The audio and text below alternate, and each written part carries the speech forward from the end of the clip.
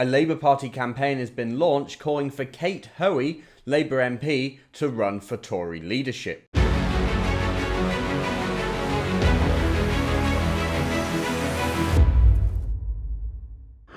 Kate Hoey has been in trouble with the Labour Party and the new normal within the Labour Party for a while now. Ever since she shared platforms with Nigel Farage and other Brexiteers and talked about the benefits of Brexit. And now she's even facing deselection from her local Labour Party before the next general election because she dares to, again, stand up for Brexit and defend the decision made by the British people. Now, the Labour Party hates her. The new normal in the Labour Party hates her. And I'm talking about the anti-Semites, the far left, the hardcore socialist communist types. And I think it's symptomatic of the changes that have happened in the Labour Party over the last couple of decades. I guess it started with social politics. It started with the opening of the borders with Tony Blair in 1997. But since then, it's progressed just from open borders to being some kind of new communist political party that's just moving further and further to the left. The Labour Party was founded in 1900, and it only took 24 years or so until it actually entered government. Now, that's big. I mean, that's for a party to grow and develop and in 24 years be running the country is quite amazing. UKIP couldn't achieve that, but the Labour Party did back in 1900. And it grew so quickly because it was set up to represent the interests of the working people. I mean, Kate Hoey, I'm no huge fan of. I know she defends Brexit. I don't think she really genuinely represents the views of the regular working people of Britain, but she does so better than most politicians.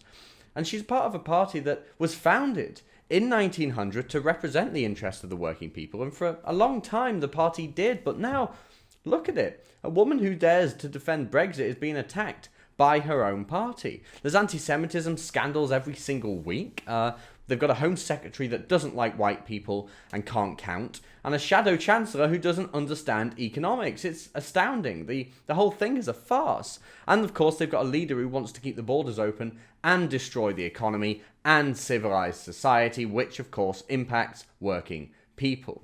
The Labour Party is just a shadow of its former self now, don't you think? And that's evident when you look at the new campaign that's been set up, calling for Kate Hoey, who's always in trouble. Now they're calling for her to run for Tory leadership. So Labour List writes about this, and they wrote, Labour activists have launched a campaign urging Brexiteer rebel Kate Hoey to run for leader of the Conservative Party.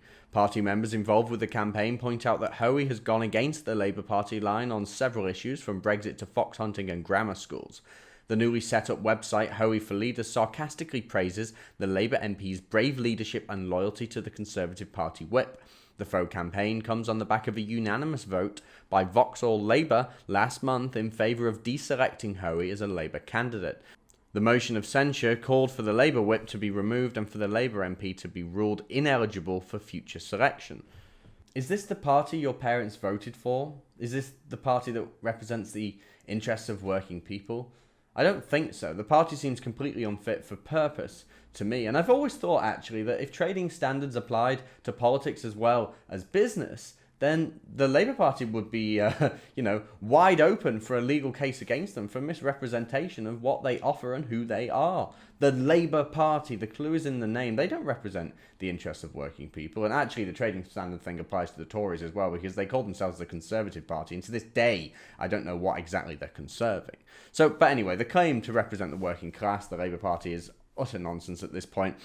Because really, they're standing up for the middle-class elite, aren't they? They're standing up for the London elite who don't like anything Brexit, who don't like people talking about closing the borders, or at least managing the borders sensibly. And they don't want to maintain the culture and society that we know and love.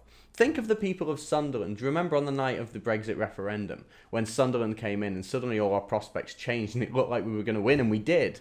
Think of those people in Sunderland, those people in the north that have been systematically let down by the politicians over and over again, all the while being represented by Labour members of Parliament. And ask yourself, do they really represent them? Catch up with all the Rebel stories on our brand new app, which you can download now from the Google Play Store and the Apple App Store.